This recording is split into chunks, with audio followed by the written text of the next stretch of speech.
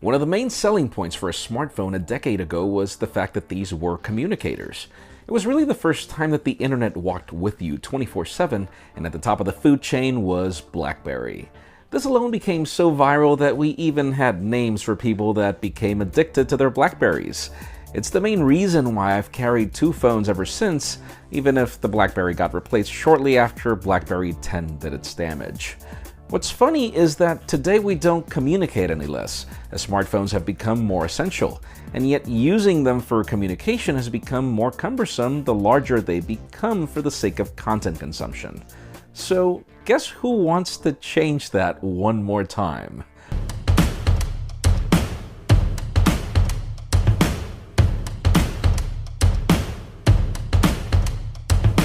So what things are essential for a communicator? First, it has to be easy to handle since you will be handling it a lot. And second, it has to last all day no matter what. The Blackberry keYone is actually both, even if taking a step away from your standard Android smartphone. It's built of a sturdy aluminum that's met with grippy texture at the back and a mix of curves and flat finishes at the top and bottom. At a glance, it is definitely unlike any smartphone in the market today, and it doesn't feel like any smartphone in the market either. At 149mm in height, 72 in width, 9.5 in thickness, and 180 grams in weight, the keYone isn't out to win any thin and light contest. On the contrary, the grippy texture at the back hints to a device meant to achieve its first goal, as it is definitely quite comfortable in the hand. To achieve the second goal, the keYone pulls on some inspiration from its legacy. The added thickness is most likely to house its large 3505 mAh battery.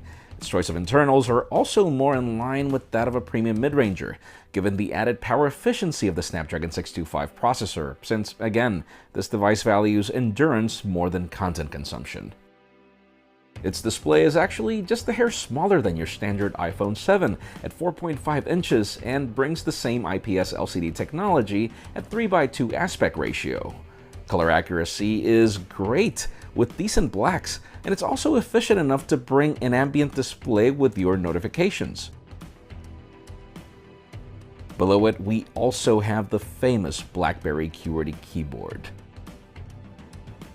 From the fingerprint scanner on the spacebar to the capacitive navigation gestures provided by the keyboard, the visual combination of everything is quite striking and elegant from a distance. Bottom line, as for the second goal, my week of testing has proven the battery to be quite epic. My first couple of tests allowed me to go for 2 days without a charge, and bear in mind, my job is to use a phone pretty much all day.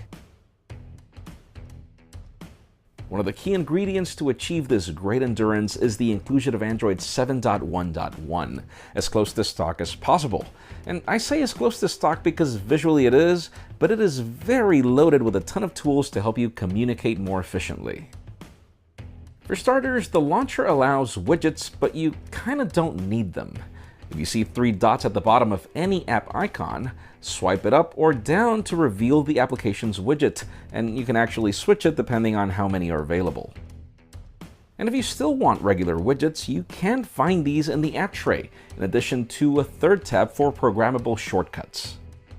And speaking of shortcuts, you can either press or long press any keyboard element to launch an extra one, for a total of 56 shortcuts. Though these, for some reason, only seem to work on the home screen, at least for now. The only one that really works all the time, at least at the time of this review, is the one you set at the convenience key, which is at the right. I've actually disabled the short press shortcuts, since I find it more convenient to just start typing and have the keYone perform a device search, even if it's quite laggy right now. The Blackberry Hub continues to play a major role on this phone, as the one place you come to receive all your communication, instead of needing to fumble from one app to the next. This is definitely my favorite feature, as you can be selective of which accounts fall on the hub. I just wish that Gmail integration was better, at least in figuring out ways to archive email by simply swiping and not requiring an extra action to select the folder. And then to complement the hub, the Productivity tab at the right allows you to view your day from any screen and act on specifics within it. I'm sad to report, though, that BBM is dead. Like seriously, the last time that any of my old contacts was seen online was 2 years ago. It's really sad to see this great platform just die.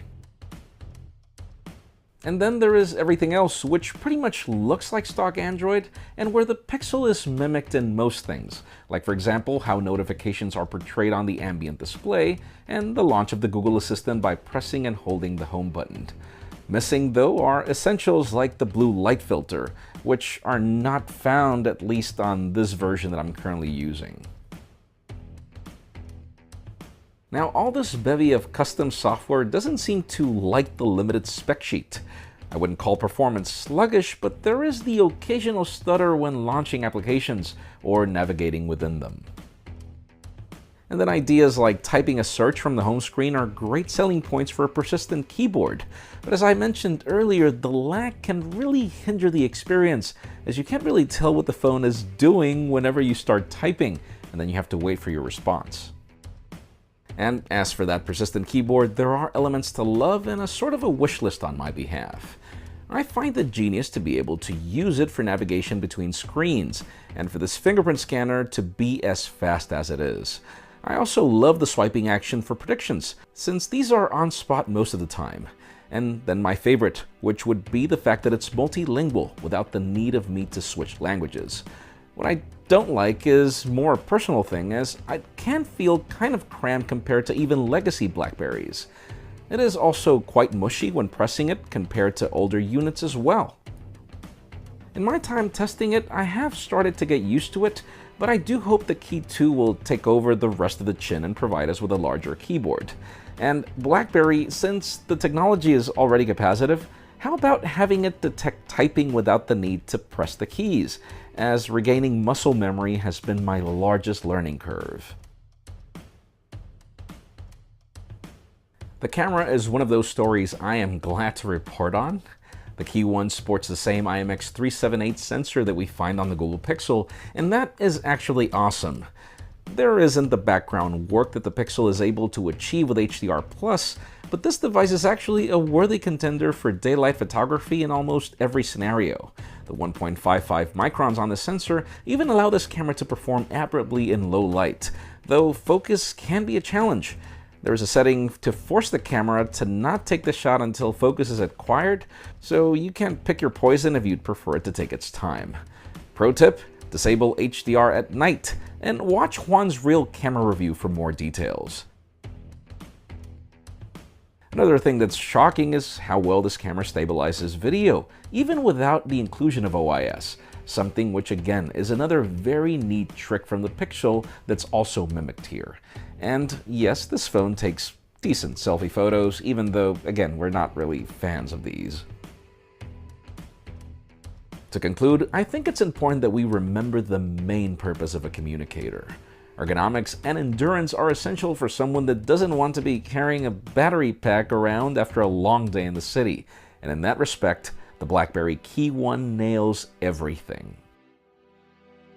There is a lot of genius behind the hardware and a lot more behind the software that powers it all. For those of you who need a phone focused on content consumption and not really communication, I can totally understand if you feel this device is not for you, because you're probably right, it's not. And if you still do want the software, but on more powerful hardware, there is the BlackBerry DTEK 60. The Blackberry keYone is designed for the rest of us, who did feel nostalgic the moment we saw it for the first time. The die-hard professional in need of a work tool that's quick to react and that can last a full day and then some. To them I say the Blackberry keYone is a great device for the things that matter. The fact that this phone is already running the latest version of Android is a good indication that my complaints about software will be ironed out soon. Because in absolutely everything else, this is going to be one phone I will have a hard time putting away.